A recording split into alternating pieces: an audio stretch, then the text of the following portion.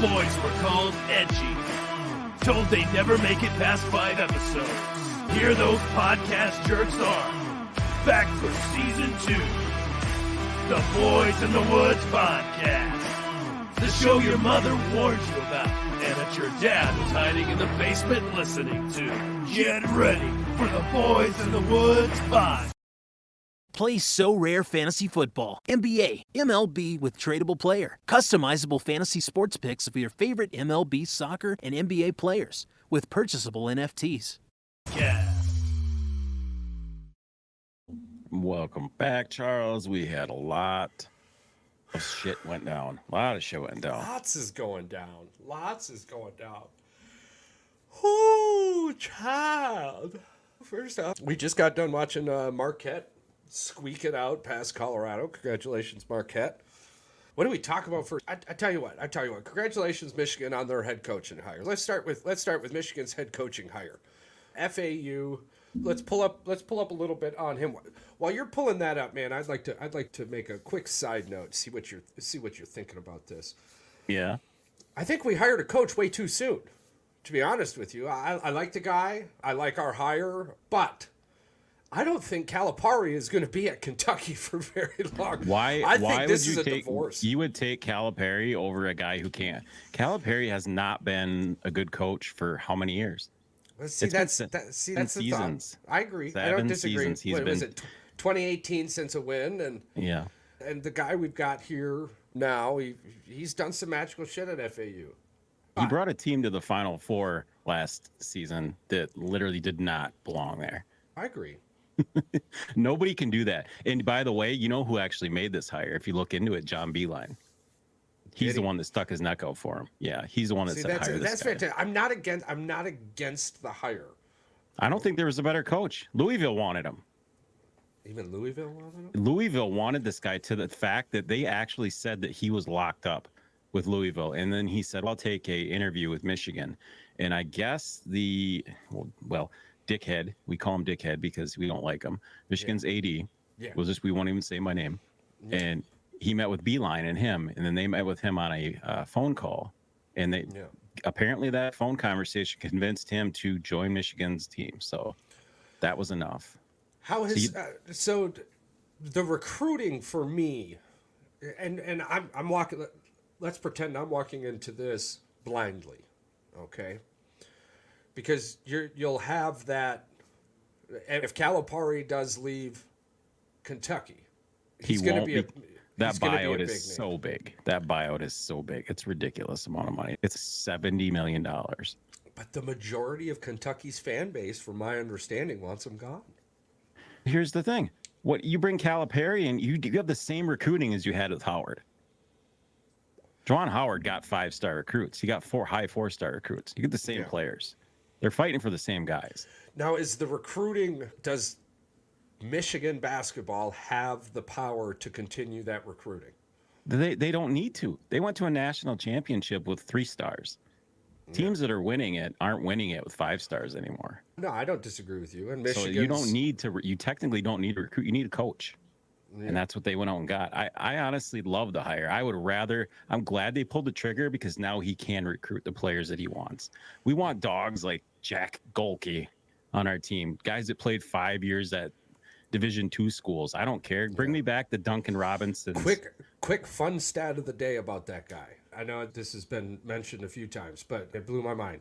And we're talking about the face of this year's March Madness, the dude from Oakland, Rochester, Michigan, not California, not Oakland, California, Rochester, Michigan. I believe he took 325 shots this year, and only 8 of them were 2-pointers. He's actually from Pewaukee, Wisconsin. He played at Hillsdale College. In Rochester, Michigan. Yeah. Went to a church school, college, played basketball. When he was asked about those 8 shots that weren't 3-pointers. Yeah, that's the best part. One, my foot was on the line. And the other 7 were breakaway layups I had to take. I wasn't happy. Yeah, he couldn't pop up for 3. I'm like, you so bitch, man. That's too funny. But congratulations to them. Congratulations to that story. They fought hard. They ended up losing, I believe, to NC State on that one, which rolls us right into because they were the team to beat Kentucky, correct? Kentucky. So they were the team to beat Calipari. We'll see what happens with that. I don't think I'm going to be shocked if he's not Kentucky's head coach next year. I think that fan base expects more. What would that fan base get? I don't know. I understand what you're saying there. I do. But in the very beginning, when I had mentioned Calipari to Michigan, your shout out exactly. I don't think he's won a tournament game since 2018. No, I'm saying Michigan took the second best option. Who's gonna replace him? No, You're going to get a guy who doesn't have the wins, doesn't have the experience. He's probably the best recruiter in college basketball. He has been for years, but he's not the best coach. He may be the best recruiter, but he's clearly not the best coach. The same thing you can say for Izzo. He's 69 years old. He can't relate to the players anymore. These are the things you keep hearing over and over again. Yeah. Same thing that we heard from Alabama head coach football, Saban. When did the head coaches stop utilizing their assistants in a manner that is such? Are they just afraid they're going to lose their job? Because I can go into a front office and tell you straight up, yeah, this guy runs the offense, but he does nothing else. Probably. If you want him to go be a head coach, let him go be a head coach. I'm going to find another offensive mind because that's what I do. And we're going to keep this thing running like a choo train. All right. So at what point in time did the head coaches fear losing their job to one of their assistants? What else could it be? Well, basketball might be the only sport where do assistants really even matter? They did it in Michigan's ordeal, the head in a sense when in that scenario. But how often does that happen in a season? You know what? I mean, the coaching tree in basketball is a little different. You don't hear about it as much as you do in other sports. Like, where's Coach K's coaching tree? I'm sure it's massive. I'm sure it's well. And right now, his protege has taken over Duke.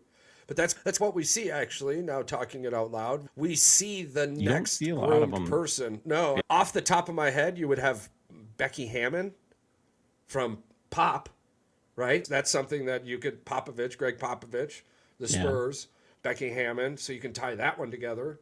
Steve Kerr and Mike Brown. But did Steve Kerr make Mike Brown? Mike Brown was a good coach before Steve Kerr.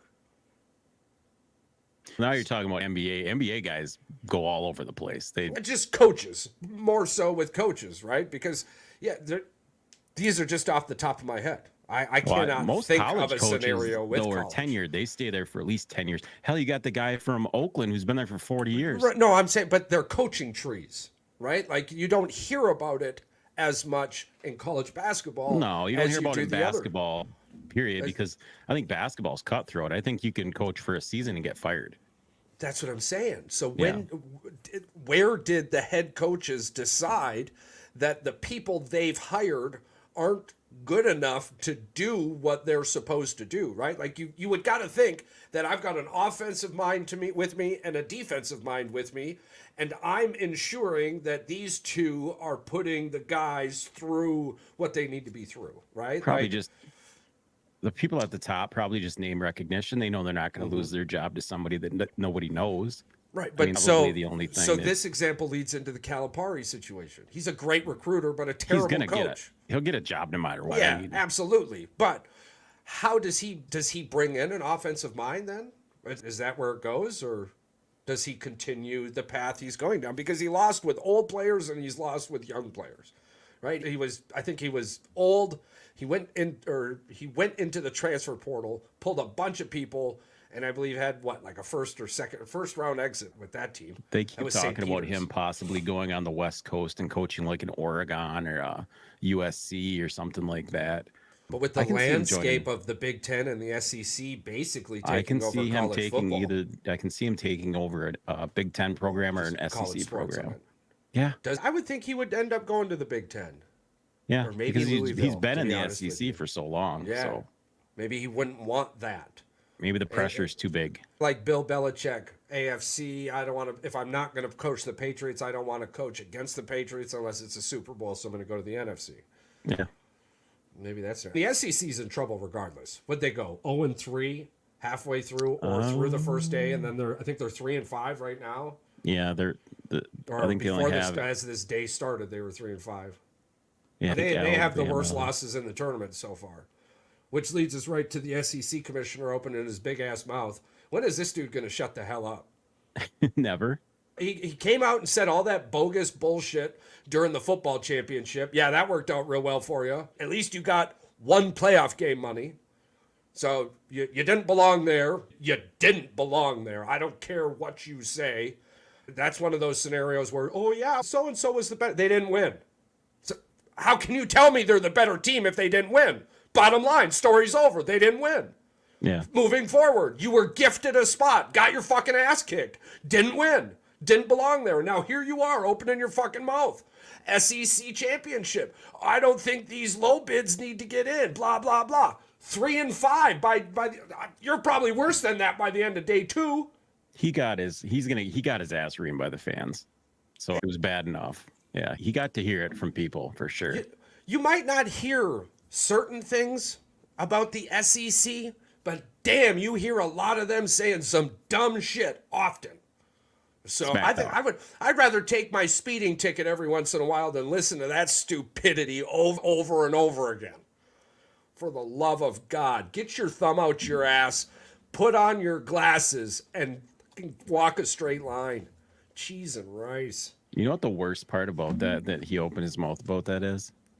Yeah.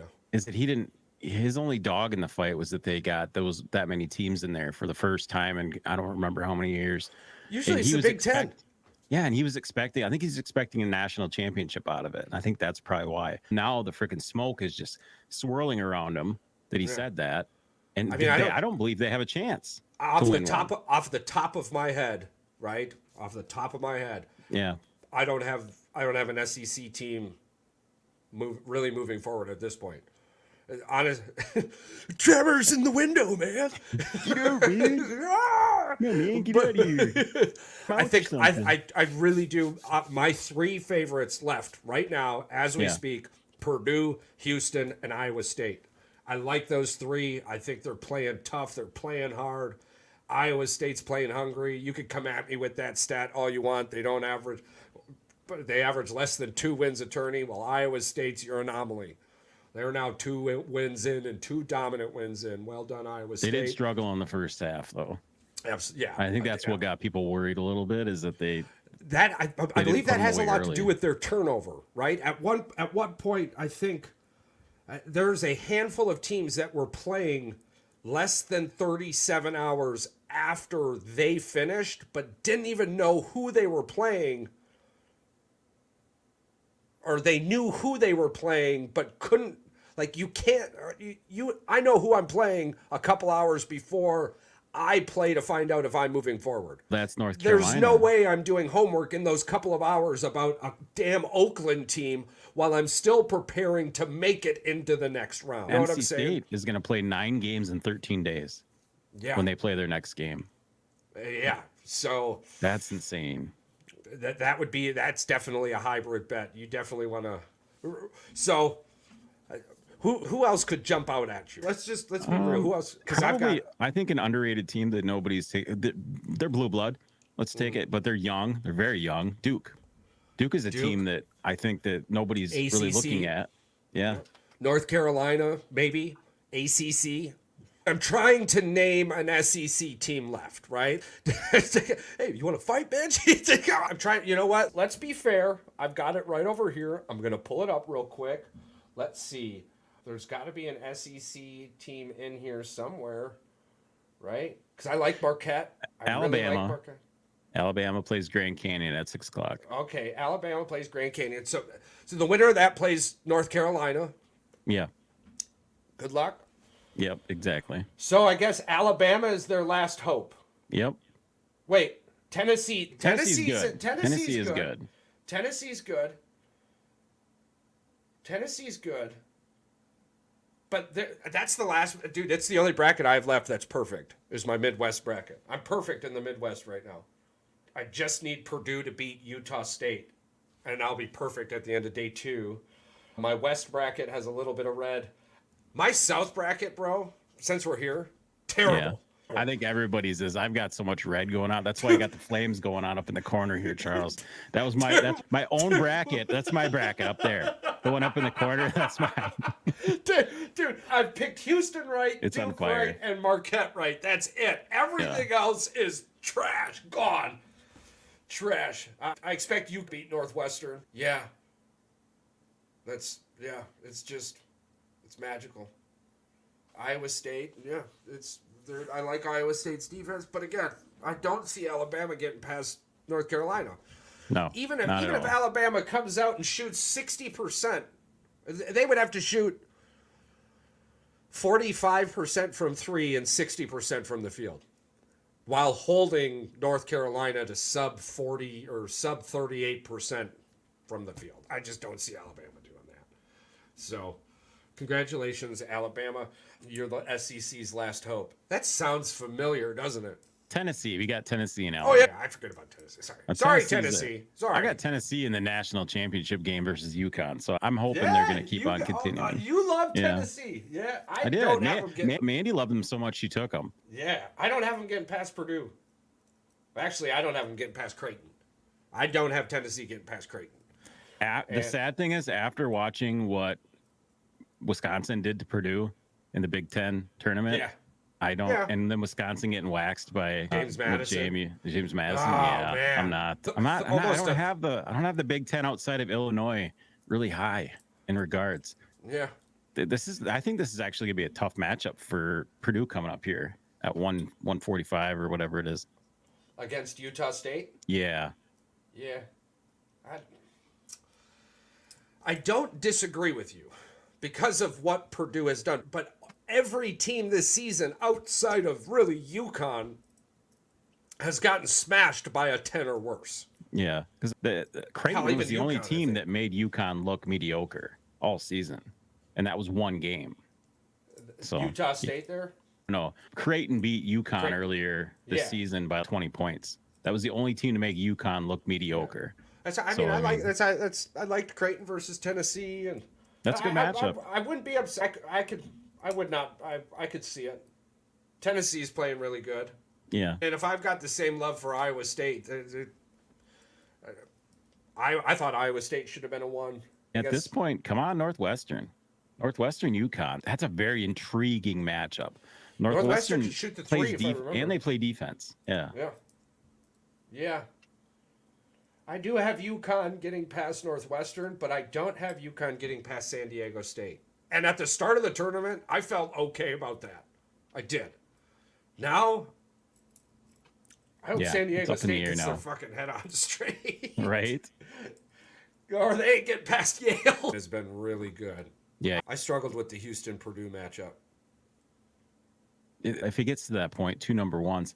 Houston is one of those teams where they could be unbeatable, or they can play sloppy basketball, and you could get a 59-56 basketball game. Yeah. Yeah, and I think that's why I struggled with it. Houston's defense, if it comes down to Houston-Purdue, right? Yeah. Houston's defense is fantastic, but Houston doesn't have a guy for Zach, right? And my thought process with this is that the head coach at Purdue utilizes the guy nobody can stop this year, right? That's my theory. And you hope that a college kid doesn't get upset that he only has 3 shots and takes an ill-advised shot here or there. Here's the key to beating Purdue. Here's the key to beating Purdue. Wisconsin. Yes, but I'm going to tell you how Wisconsin beat them. They didn't let Purdue get to the free throw line. Yeah. They did let them get to the free throw line, but not the 25, 26 times that they're used to. And that's how you beat shacking Zach, which is a terrible idea. Yes, because he's like an 80% free throw shooter. But that's how you beat Purdue is you do not give them 26 free attempts, 26, 30 free throw attempts, because they're going to make 80% of them. And it would be a really nice matchup. And that's more. I do have trouble at times looking at a scenario and not just seeing it in black and white, right? Like you've got the best guy on the court. You've got a team that you've had for a few years now. At this point, as the coach, you should be knowing the plays that are working. You should be pushing them through. And barring some crazy ass Florida injury, but you're fucking Yale. Yale. Fucking James Madison University, Mr. 325 schedule strength. I don't know if I'm more upset at Wisconsin for losing, or I'm more upset at Wisconsin for not being ready. I was actually more impressed, Charles, with James Madison being able to compete. They did beat Michigan State earlier in the season. Absolutely. Early in the season. Absolutely. But when you look at their field goal percentage and you look at this and you look at that, it all panned out to really well. And them beating Wisconsin, like, yeah, absolutely. They were 31. Would you say the Badgers beat themselves? I think they had over 20 turnovers. They had over 20 turnovers. Unforced the Badgers turnovers. were not prepared. No. And they were playing tired. How you know are what you Mandy playing? told me? How are you playing tired? Mandy watched the game and she goes, "Man, that team is scrappy." And that's what that's what makes me think about them. When I think about JMU, I was like, they're scrappy. Yeah. And I may have focused too much on their strength of schedule. Coming in at 325. Yeah, you mentioned that a few times. 325. 325. I mean, it's like, how do you? I get it. How do you lose? You were a top 5 team in the country. You had a small hiccup. You know who else was in the 300s for strength schedule? Who's that? Grand Canyon. Mm-hmm. Yeah, and look what they did. Absolutely. And that's the beautiful thing about March Madness. It's the one thing in American sports you can't get anywhere else because they're too good. There isn't a D2 NFL team. There isn't even when do you see an NBA versus a G League team outside of the All-Star dunk contest? In March Madness, you have D2s going up against D1s, making memories, making history. So this is like a Cincinnati. This is like a Cincinnati, Alabama type deal where they met in the bowl game and nobody gave them a chance against Alabama, and then they beat Alabama. That's about the closest thing you get to March Madness. When somebody who's supposed to be somewhere else fumbled at the end of the year, or who everyone thought they were supposed to be somewhere else, because you are where your record puts you. Regardless of what you think you can do. They're not beating one seeds, but they're impressing people with their wins. That was an impressive win. Georgia would have beat Michigan by 25. You didn't even beat Alabama. Yeah. What? They actually talked about this. They talked about the fact that had a full, healthy Washington played any other team that day that they played Michigan, they probably would have beat them. Absolutely. Anybody else they would have beat. Nobody had them to beat Texas. They handled Texas because they said that the Michigan's defensive line just manhandled their O-line. Absolutely, and they did that all year. It was bad. And guess what? In the trenches. Here, you want to know something funny? Michigan's entire D line, outside of one player, is back this year. Mason Graham is the best defensive tackle in the NFL. Is going into the NFL next season. He's going to be the #1 defensive tackle. And we have the #1 cornerback. Yeah, #1 corner. Yep. And you have a good safety, and I believe they've got enough weapons on offense. It'll be neat to see, definitely. I think they're going to probably end the season around like 13th or 14th, probably in the rankings. I think they're going to lose 2 games. I think they will probably lose to Ohio State. 2 games takes them out of the playoffs? Yeah, because I think that I do not believe. I looked at some of these other teams' schedules, and I'm like, there's too many teams that don't play enough. Yeah, but when something a way too early prediction on that is fantastic. Something I'm going to hold solace onto is that you have the Big Ten and the SEC, and a 2-loss Big Ten team is going to get in over a 1 or no loss somebody else team. It's going to come down to an eyeball test. You have your automatic bids, and they get it from there. It relies on your strength of schedule and all of that. The only thing that I can see them negating that is if you have a 13-0 South or Central Florida team. They'll be in. They'll be in, but that team would be in via an automatic bid already. But so that's you're not the problem. You're not going to have that 13-0 team sitting there. They're going to have 1 loss. Fanatic Sports Gear, proudly endorsed by the Boys in the Woods podcast, where the boys shop for all their jerseys and sports cards. But if you looked at the schedules last year, there's only a couple 2-loss teams in those top 10s, top 12s. No, I'm not disagreeing with you, but I might not be explaining this correctly. Okay, so listen. So the Big Ten and the SEC, they have multiple bids, right? I think it's 2 each. The rest of the Power 5 or the rest of the schools, they each have 1. All of them, all of the conferences have 1 fucking bid guaranteed. So there's no way you're going to have 2 of those schools. All of the Power 5s even have 1. Even the shitty ones, dude. How is that going to work?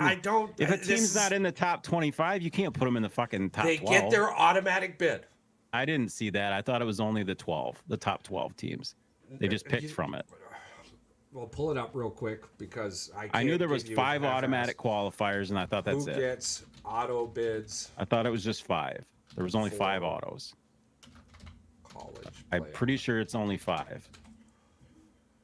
The 5 highest ranked conference champions, that's it. which just will receive 5. The 7 highest ranked teams remaining. Exactly. See, there's only 5. The top 4 teams will receive first round buys in the quarterfinals.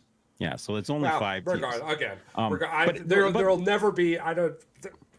The eyeball test. I don't care if you're 13-0 in a shitty ass conference. A 2-loss Big Ten or SEC school is going to get in over you.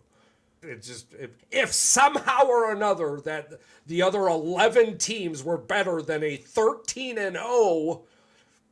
What are we talking about? Sun Conference school, right? You're not gonna. That's football, dude. You're not gonna get that love. The committee just took out Florida State, right? And we can. They were a Power 5.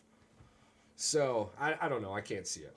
We'll see what happens. It would be interesting if it did happen, but that school would get smacked. You're going to see the 2 teams probably that make the championship game in the Big Ten and SEC for sure, no matter what those teams are, unless it's like Iowa and they have 7 losses. You know what I mean? In the West. Yeah. Yeah. But no, I don't disagree with you. But let's say if Michigan has 3 losses, then yeah. But a 2-loss school, and what are those 2 losses? Ohio State, maybe. Penn State. And Penn State? Depends on how those teams do. If those are bad losses, do you put them in? If they're what if Penn State only wins 6 games and they lose to them? Are you putting them in because they lost to Ohio State by 20? I guess it just depends. It's the eyeball test. Penn State is the number 5 ranked team going into the. I don't. Who's their head coach? It's still their head coach is the same guy. We still talk about Dick Franklin. I'm not worried about fucking Dick Penn Franklin. State. Dick fucking Franklin. Charles. At what point in time is that in that dude's career has he beat the big school? When? No, but he does always. So, they're always in the top 12. Okay, so that's what you get. That's what you get with him. He's consistent. He's consistently average. But Penn State, okay. All right, yes. If somehow or another Michigan, loses to fucking Penn State, I don't know, dude. Okay, yeah, no. We can create a buttload of scenarios that make it so this could or could not happen. That's the road we're walking down.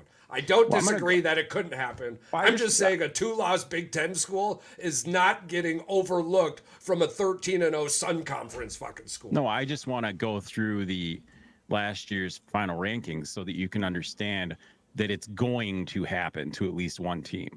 One team's going to get left out for one of these teams. It's not a matter of you and I caring about it. We know it's going to happen because there's like an SMU. SMU was 10-2. When they beat 3 top 25 teams. They were 9-0 in their conference, 12-2. They were like number 10. What's their loss, though? I think they lost their bowl game. Their win-loss, what was it? The 10-2. Oh, 10-2. So that's a 2-loss team, though. Yeah. Does that 2-loss team get in over the 13-0? That's where I'm kind of saying it. But I'm talking about these mid-tier teams. I'm not talking about what you were talking about, like FAU or something. I'm talking about these teams that are Conference USA, like a Fresno State or something. If these teams go undefeated, they're in the top 10, they're going to be in the top 8, top 9 teams. You can't leave them out.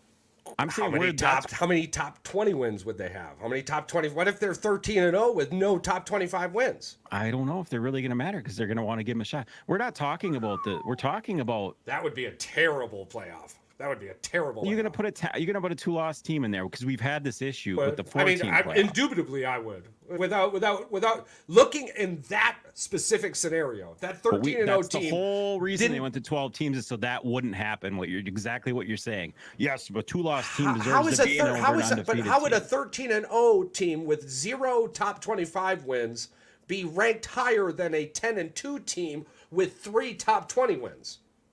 Because if they have 3 losses, is what I'm saying. If 2 or 3 losses, still 2 losses because it's 2 losses. But we see this in the college football playoffs all the time, dude. We see like JMU actually, perfect example. They were undefeated. I think the highest they got was 15. Yeah, but they also play in It's a 9th-ranked conference in football. I'm not talking about those teams. I'm talking about an SMU or a Conference USA team. I'm not talking about Southland Conference fucking team or something. I'm saying it's possibly going to happen to a Central Florida, a USF, South Florida. One of those type of teams is going to be up there because they played the weak-ass schedules. I'm not saying that these teams are going to make it. I'm just saying it's going to be a conversation that we're going to have, that these teams could kick out one of these 10-2 teams. I don't disagree with you. My answer to that is strength of schedule. But that's been like the history of the NCAA also. But the whole reason they went to 12 teams is so that we could have an even playing field and not. Well, they're even going to 14 now, by the way. Exactly, and they don't have those arguments that you're trying to make. It'd be like that team does deserve it because they went undefeated. The 10-2 team shouldn't have lost 2 games. I'm just saying that's what the argument is. Yeah, if you want to, if you throw at the strength of schedule and all of that, the metrics out of the window and just go, you lost 2 games and you didn't, so I'm going to put you in, that's not going to get you the best football game. A 2-loss team has never won a national championship, so there's also that. Oh, dude, what conference are you talking about? Have they ever won a national championship? No, but I'm saying a 2-loss team's never won a national championship. So why I said a 2-loss team deserved to be there? In the former playoff structure, yeah, a 2-loss team's never won because there's a 2-loss team ever got in. Yes, Alabama got in the playoff this year as a 2-loss team.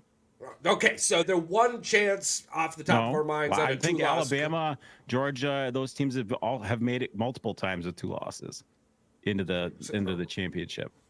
But that's splitting hairs then. The 2-loss team's never won, but neither has a MAC team or a USA conference team or whatever. A MAC team has never been allowed even in it. So I mean, that has everything to do with the metrics, though. Well, Cincinnati, there was that one year. Was it Cincinnati or was it what the hell was it?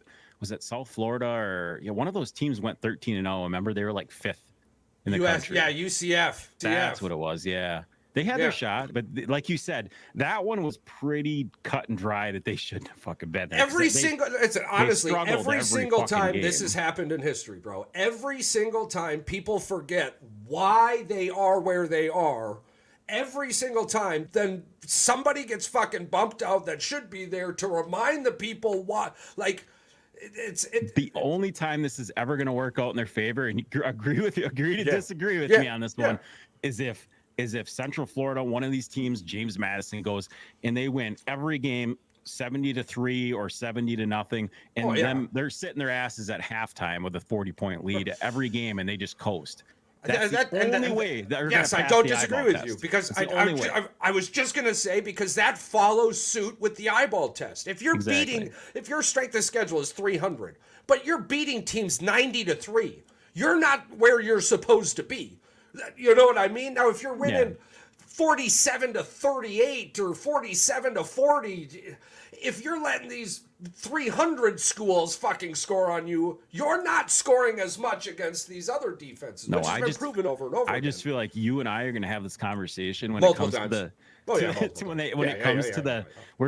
going to be at least 1 or 2 teams that you and I are both not going to agree on. Oh yeah, I think a lot of that too has me sitting on numbers more than feelings. Oh yeah, we're going to go through the analytics of all of it. We're going to be like, we're going to break it down.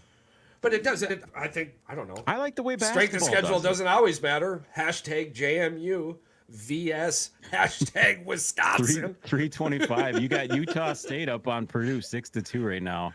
Watch your backs. Watch your backs. Fucking Utah State, man. That'd be so awesome. It's 2 minutes into the game, man. College is dominated by football. We find ourselves doing this a lot. But something I did want to bring up. Did you see that Kim Mulkey story? Did you see this situation with the Washington Post? So apparently she wants to sue him for defamation because if they post this story, if they post the article, she's going to sue them. What did she say to the Post that made him want to write an article that's derogatory towards her? Is what I want to know. What's in that article? So Mulkey alleges that the Post misled 2 of her former college coaches, with the reporter leaving messages that the reporter was with me in Baton Rouge to get them to call him back, trying to trick these coaches into believing that I was working with the Post on the story. She said, here's the thing. I really haven't been able to find out what's in the story yet because it hasn't been released. Yeah. No. And 100% of the time, the loudest person in the room has the most to lose. Yeah. Now, she's talking about defamation. Unfortunately, if the information is true, it's not definite. Yeah, you can't. There's nothing.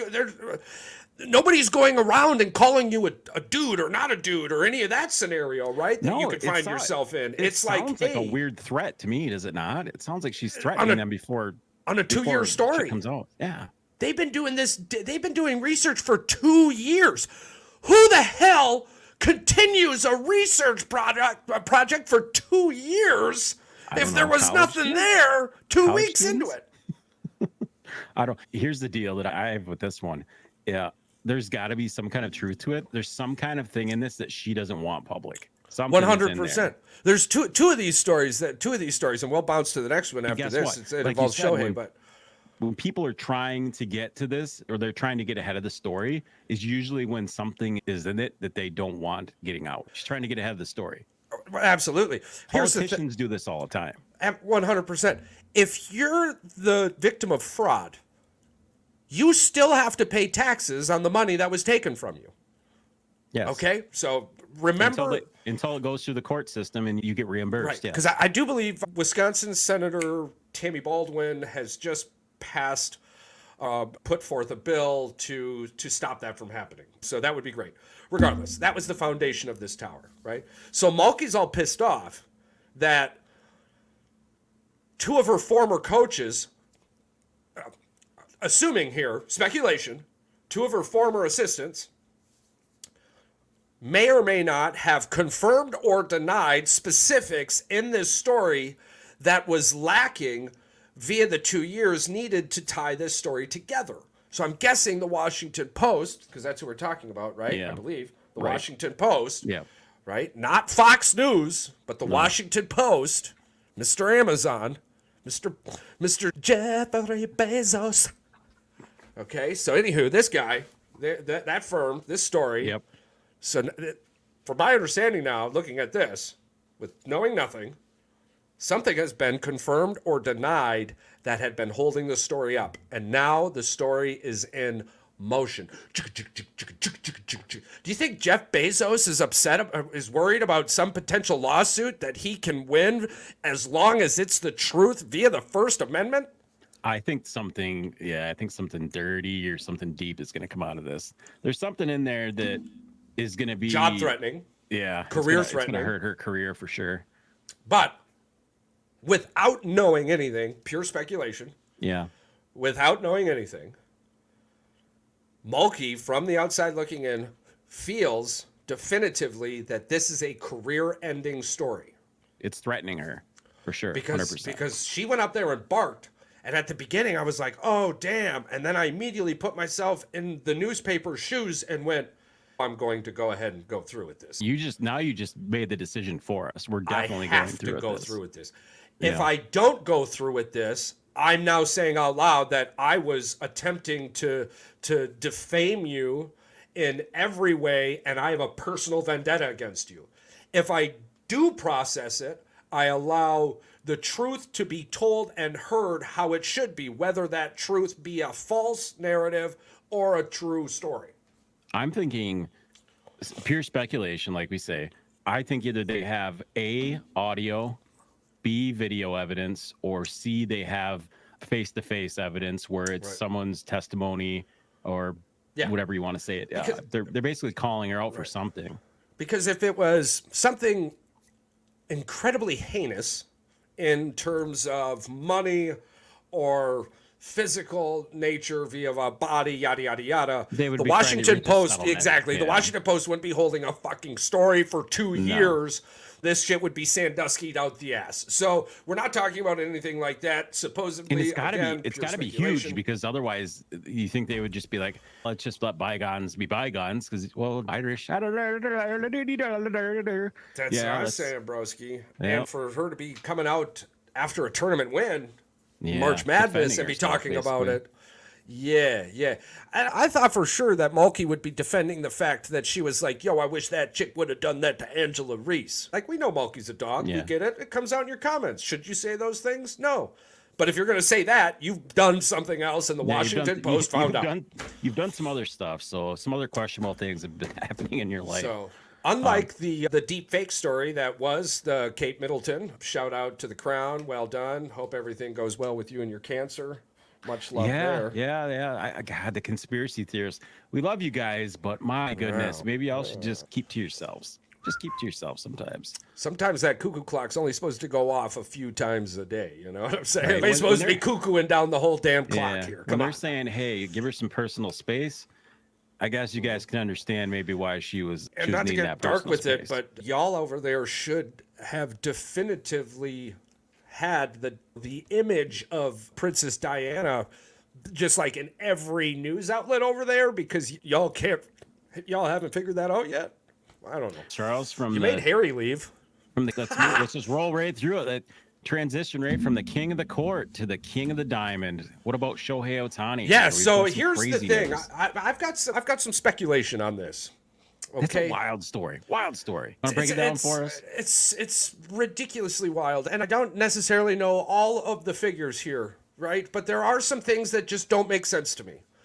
Okay, so the number Dodgers one fired the Dodgers fired Shohei Ohtani's interpreter, and this interpreter is like their best friend. This dude spends more time with Shohei than his own wife. They are super connected. I'm worried we're going to see this dude kill himself soon, but I hope not. That's that culture, the love, the bond that those two share. I'm telling you, if it's true, Shohei is on his side though, because I believe he asked his team for a formal investigation into the gambling aspects of it. The investigation was asked into how the money was taken from Shohei's account. Yeah. Now, here's the thing, though, okay? And this is some... Because what is 4 million? Around critical 4 million? Thinking. Here's some critical thinking. It was $4.5 million. All right. Let's say you're a bookie. Let's just pretend. Let's put ourselves in the bookie's shoes. Sure. Are you going to let somebody who makes maybe 6 figures a year rack up a $4.5 million debt without knowing that person indubitably had the ability to pay what he was gambling? Not, oh, I'm best friends with Shohei, I can pay this back. Oh, okay. Right. Yeah, that's cool. No, there had to be some concrete something that allowed this bookie to look at a gentleman making less or about 6 figures a year to rack up a $4.5 million debt. Who's your backer?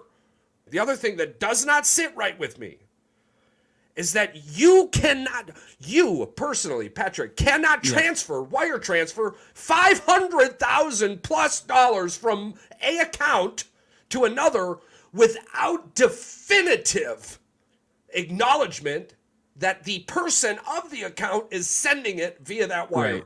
I don't know of a fucking bank in the world, dude, that is going to let a $500,000 transfer happen via text message. No, that's why in movies and stuff, when they move tons of money, they're moving it between 50 to 100 different banks at one time. Smaller amounts, yeah. So to add to this conspiracy theory, I think the MLB is trying to save their golden child. I 100% think the MLB is trying to save their golden child on this. I don't think they want another Pete Rose. I don't think they can afford Shohei to be a Pete Rose. And that's exactly what's happening. It does seem like the speculation, obviously. Charles and conspiracy. I that Shohei possibly could have had a little bit of a gambling problem, and maybe this is the fall guy. That's what you may be thinking. A lot of people are thinking this too. It's not just us. We can throw in all of this other stuff. The solid points just don't make sense. No, the foundation is over here, and everyone's trying to get you to build a building on this mud flood over here to the left. And it's whoa, why? What's going on here? Yeah, this right here. What is this? Why are we over here? I think that's what needs to. And again, the smart move was, hey, we need an investigation into how this money was taken from the account. That screams, hey, give us a little bit of time to sweep some stuff underneath. Boys in the Woods merchandise. Get yourself some Boys Podcast swag here at boysinthewoods906.shop. Yeah, Just I would surely like to know. Here's another kicker too. If we don't see Shohei Ohtani move all of his money out of his bank, if we don't hear about this happening, about him switching banks soon, Yeah. how are you let some dude who's not me transfer 500,000 not once, not twice, but four fucking times? Who else has that bank account information? That's what I would think, realistically. So the shit's just not adding up. And if Pete Rose isn't in the Hall of Fame next year, I'm done. Yeah. I'm never done with baseball. I love baseball. So something's got to get figured out. If he lost $4.5 million, though, he must not have been a very good gambler. He must not have been a very No, good I'm gambler. saying that the guy- That's the what I'm saying. I guy, agree. yeah. I agree. But that's the worst thing, bro. That's the thing that just doesn't make sense to me. Yeah, we're not dealing with Rain Man here. We're dealing with freaking Chucky I'm a Chucks. bookie that has the ability to lose $4.5 million. Do you think I got there by just you coming up to me and going, my best friend is so-and-so? If I lose, he'll pay for me? Cool. And if he did say that, it's going to lead back to him regardless because he's going to be his backer. He was a bankroll. That's what I'm So saying. he might as well have speculation again, like we say. If he was, like you said, bankrolling him, it's going to come back on him that he was involved with it. And guess what? You might as well have just been throwing the chips at the casino for him on the table. How much does Shohei Ohtani's interpreter make a year? We could Google it and figure it out. But let's continue the speculation. I'm going to guess. You look it up. I'll guess. Yeah, you Google it. I'll guess. 250,000 a year because it's Shohei, but your basic interpreter is making 90, maybe 90K a year. It's the number 2 search thing on the internet for baseball right now. Should be right now. Yeah, absolutely. CBS between 300 and 500,000 a year. It did not. Ms. Hurara told ESPN he had been paid 300 to 500,000 annually, according to sports outlets. That's per CBS Sports, by the way. So that is. That's who a knows? lie. That's a lie. Knows, yeah. Okay. So again, now Still, if $4 we million, had Charles, is how many years of his? That's 8.5 years of his salary. Let's just say he did. Yeah. Let's just say he got the max. Let's say he got 500,000. Completely. He's not paying a bill. Nope. He's not buying food. He's not buying. He's got a family. Yeah. What does he got for a house? He's got a family. Yeah. His wife isn't spending any money at all. Yeah. Nobody's spending any money at all. That's how this works out. Come on. You think we're all that stupid? I guess so. Not a lot of people are talking about 39 years old. If you guys want to know who he is, his name is Ipe Mizuhara. Wonderful dude. Mizuhara. He's a I good think I'm dude. saying that. I think you did wonderful. I'm just glad it's not me trying to say it. I think you did wonderful. He's probably a really good dude. Him and Shohei were great friends. You look at the guy, he don't look like a sports gambler at all. He looks like the guy that's doing TED Talks.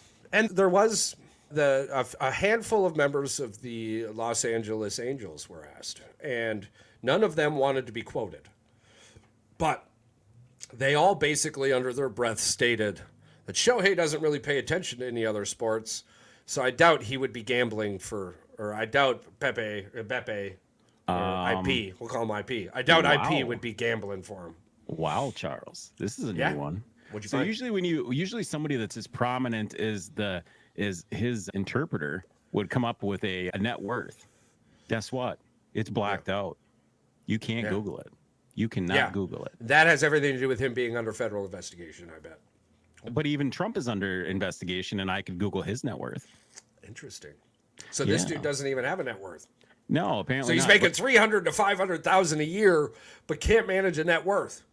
Because the only thing that pops up is that he was paid $300 to $500,000 a year by Shohei Ohtani as an interpreter. That makes sense. There's a tax paper somewhere. Someone in the IRS knows. That's Come usually on, where let they us get know. that You usually have to claim that stuff. So you definitely have to claim that. And doesn't matter where you live in.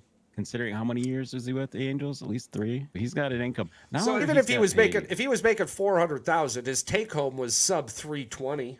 Yeah. So even if he averaged California.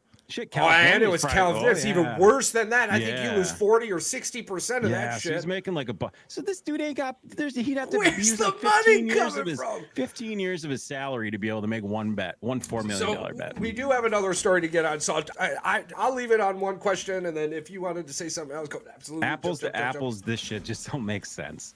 How the hell is that dude able to rack up $4.5 million in debt? Where's that bookie been my whole life? I don't know. Hopefully he don't end up Boeinged. Do you want to call him? Yeah, I said, just say that. This is Japan. It's something diff. Worst case scenario for Shohei, he's no longer playing baseball in America. He's playing baseball in Japan again. He's still making money. So where was this money being gambled? Do you think this is the Yakuza? Damn, the Japanese mafia went after him. Yeah, who knows? You don't want to mess around with those guys. Yeah. Well, hopefully this is just FanDuel. Talking about we might see people on the run, and it does bum us out. We were happy, okay? This is something we pointed out on a previous show. During the offseason, we generally talk about terrible teams. Yeah, the Lions are doing okay. Usually, if you're not a terrible team, come up on there. Yeah, if you're not a terrible team, we're not going to talk about you unless you're doing something magical. The Detroit Lions, they've done some magical things. They had a nice offseason. I could tell you that the fan page, Detroit Lion fan pages, they're like a hopped up kid on Mountain Dew in a candy store. They can't figure out if they're going, if they're grabbing, if they're taking, if they're selling, if they're buying. But unfortunately, we do have some pretty crazy news to talk about. Apparently, the arrest warrant issued for Lions cornerback Cam Sutton. Cameron Sutton. Still on the run as far as I can tell on here. Yeah. Apparently he assaulted a woman and then he fled the scene. Via strangulation. He's wanted in Florida for domestic assault via strangulation, a felony charge. Of course, multiple felony charges on that side. From my understanding, the Detroit Lions attempted to contact Mr. Sutton 4 times, along with attempting to contact his agent. His agent has been attempting to contact him as well. And due to the inability to communicate at all, the Lions have now cut Mr. Sutton. Now, Cameron Sutton last year was a terrible football player. And from the looks of it, he had a bunch of shit going on in his personal life that followed over to the field. I believe he was ranked 104 out of 127 positions. Yeah, not very good. Players in that position. No, he was not very good. So the Detroit Lions are not missing out if that was the player that had continued. Pause. Hashtag miss you, Paul. The story behind that, though, is that if Sutton could have become the player he was supposed to be, that is a significant loss. But, dear God, we still can't find this dude. Apparently, he's roaming around in a Jeep with potential Jeep, and it should have Florida license plates. I'm guessing at this point, if nobody's found him, he's not in that Jeep no more. No, he's probably not even in Florida anymore. He's probably in Cuba. He was in Michigan or he was supposed to be somewhere in Michigan at the time. Yeah, he probably isn't even in the States anymore. Yeah. You think him and Wander Franco are in the same spot? That's entirely possible. Wait, did I say Franco's that right? in Dominican. Franco's in the Dominican, though. He's landlocked. That is the right person, right? I don't want to be throwing mud on it. No, Wander Franco is in the Dominican Republic, Okay, yeah. Sutton spent 6 years with the Pittsburgh Steelers, and then he went to the Lions last season. Yeah, he was set to make $10.5 million. That's insane. Amid, 3 years. Wrangler Signed a 3-year, $33 million contract with the Lions. So he got a $10.9 million signing bonus. So this dude's got some cash to be able to disappear. Oh, definitely. So definitely. That's the sad part about it. And I can't find anything else. The last 2 days ago, NBC News had something. No, 2 days ago was the last update on him. He's still a lamb. He's still missing. Yep. Still on the run. Cameron's in Green Bay, Wisconsin. Maybe driving a Jeep Grand. Yeah. They're saying he's everywhere. He's everywhere, man. Man, this dude could be everywhere. Too bad he wasn't on the field doing what he was fucking supposed to. Because Right, the Detroit Lions have a really Florida. good chance to be something special again this year. I like them to take the NFC North again until otherwise shown. I think they got better. I don't think they got worse. They were able to, somehow or another, retain both their OC and DC, along with extending their head coach and GM, both well-deserved. So Detroit's going to be good for a long time. They should be good for a long time. And it should be very exciting to see. I'm glad that there's so much else going on that this isn't news. This it's at the bottom of the news page. It's just something that happened. I actually think it maybe hit Twitter bigger than it hit anywhere else. It didn't really hit the sports news too hard. So but that's by a good golly, thing. I hope whoever this individual is that got put through the hell they got put through, I hope nothing but the best for them. I just hope turn that yourself they can continue in, man. to move forward. If you're out there, Cam, you're listening, just turn yourself in. Yeah, That's the best thing for you. I'm sorry this happened to you, and I'm sorry that you're going through it, and you need help, and this person needs closure on this stuff. So just turn yourself in. Make it end. The fear this individual may or may not be feeling, going to sleep every night not knowing. I hope that they're well protected, to assume the best in this scenario.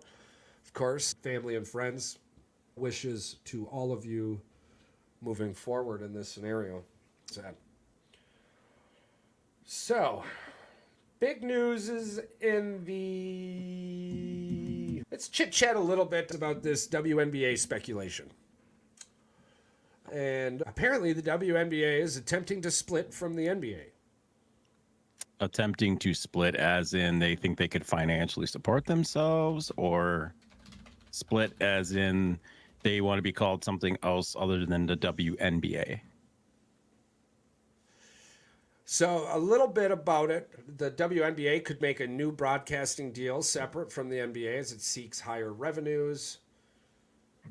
This is coming on the heels of Caitlin Clark saying that she's bringing all of her marketing to the WNBA so that they believe she's going to be able to do a Michael Jordan type promotion and be able to bring in the money. Yeah. They're talking Mega deal. Caitlin Clark has the potential they're talking to boost mega deal. the WNBA's revenue by 20 to 40 million. Yeah, they're talking about a Jordan-esque manipulation of revenue change. And it 100%, the hype is justified. Is justified. Sure. I made a couple of jokes during the Pistol Pete moment, but for the love of God, this individual is basketball, and it'll be fun to watch. I'm not seeing a whole lot about it, honestly. The WNBA, I think most of it has to do with broadcasting. I think they want probably their own media won't be rights. until they probably won't be announcing it probably till after the WNBA draft. Maybe now it's just they're working out the details, and until it's actually confirmed, they probably won't bring it to light. So we do know what's going on with it. We know that this is a power move for them, trying to say, hey, we can be independent, we can make it on our own, we don't need you. Good for them. Wow. And I thought the WNBA was only adding one team. I was way wrong. Obviously a simple Google could have shown me that. Can we get a team in Green Bay? Charles and I will be there in the booth.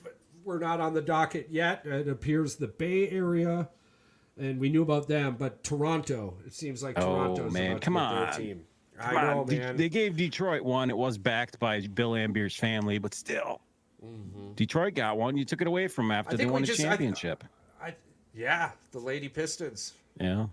Yeah, that year was really good for the Little Caesars people. Yeah, I think we should. We're definitely going to look more into this. I think we should start.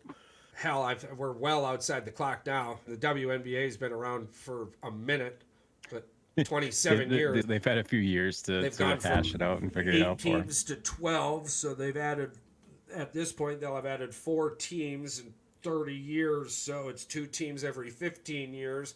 So we should see a WNBA team potentially, maybe, in Wisconsin somewhere in the next 15 years.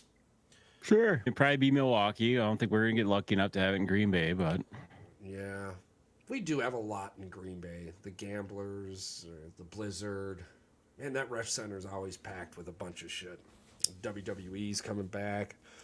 It's like a surround. Yeah, they don't stop. They just keep on using that thing over and over again. They had to remodel it like 3 times, though. They're just like, it doesn't fit enough people. It's not new enough. So then they upgrade it. And then they just every time they add something, they go find somebody and their name gets added to that wing. Yeah.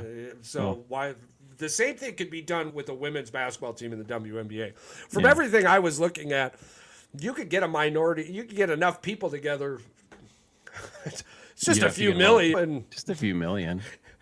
It's almost like a pickleball type scenario. I wonder how much a WNBA franchise is. What's the most expensive? That the Sparks probably. No, the Ace is there. The Aces, I wanna LA, say, Las yeah. Vegas. Wherever Becky's at. Yeah. Hold on, I'm gonna look up. I'm gonna look up cheapest. Which Yeah, Which team could we buy if we hit it? Yeah. Big? When we hit it big. Which team are we going to buy when we hit it big? I'm excited about this because I want to say the Aces, you could get that. Their payroll is like 60 mil. So I'm thinking we could walk in with Only 67 million for the Aces. that's what I'm saying. The entire 258 million for the entire league. So we could easily Buy come the in. whole league. Buy All the right, whole league. 17 million is what you would. There's multiple teams apparently. Yeah. So I'm thinking if we came at it with 40 milli. Yeah, did you see it? Reach out to everybody. You guys want to loan Charles and I $40 million? 40 milli.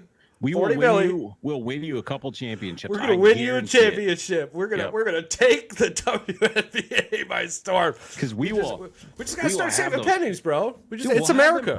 We'll have them promos out there. We'll It's get out there America. at half court and be throwing half court shots, giving Can away you- hot dogs. Can you imagine us walking into an owners meeting?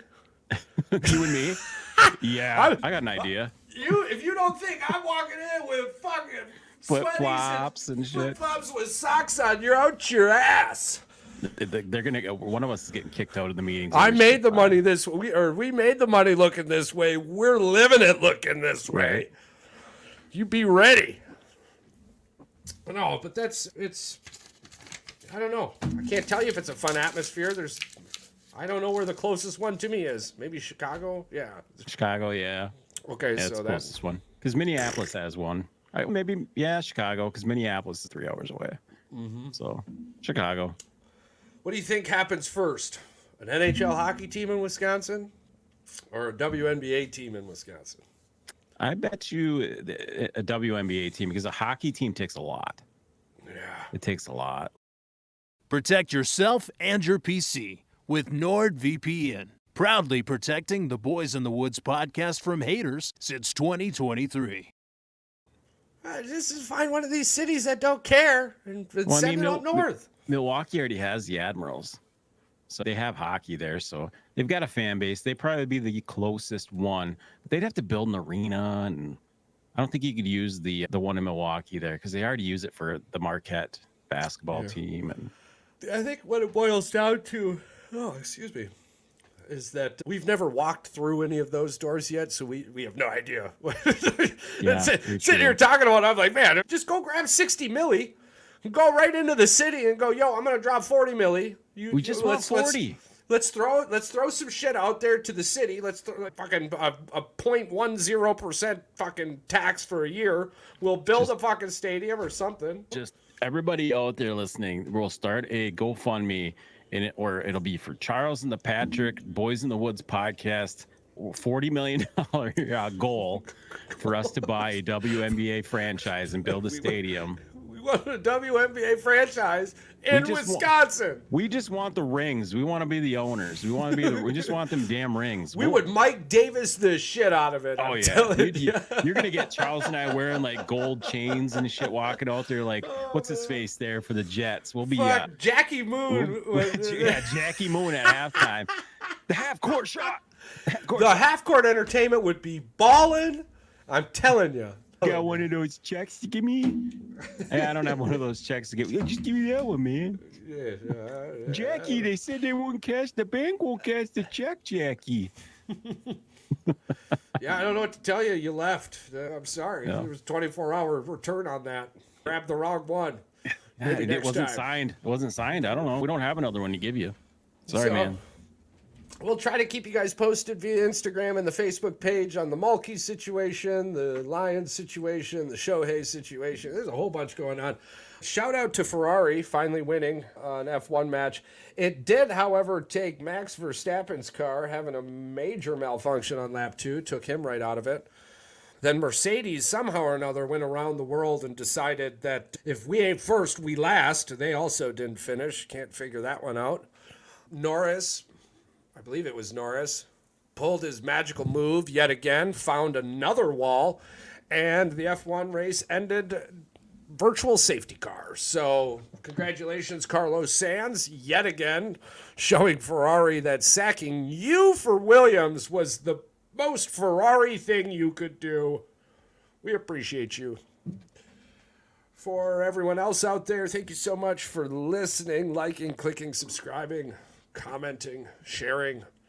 We appreciate the engagement. For those of you in our bracket, it's been fantastic. We're monitoring it. I'm sorry that I'm winning again. This is just something that winners do. Again. At least you don't get money this time. You don't. Sorry, Charles. We don't have a little championship trophy we can. I'm gonna go buy a belt. If I end up winning this again, I'm buying a fucking belt. We'll give you. I'll get you a little leprechaun holding an NCAA trophy, just like you got in the background here. And we have coming a up. new.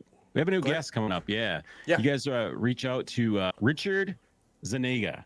This guy is he is the Arnold Schwarzenegger impersonator guy that I sent you the thing. He does all the impressions. We're going to have him do a Boys in the Woods intro. Oh, that's fantastic. Can't wait for this guy to come on and do his Arnold impressions for us.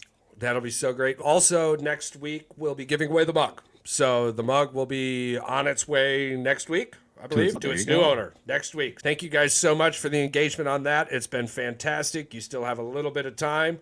Hop yourself in, subscribe, and comment on any of the videos we've mentioned it. I want the mug. If you find all the episodes we mentioned it in, it'll give yourself a few extra chances at that beautiful little mug. So just keep being you. The world's a much better place with you in it. I want the mug.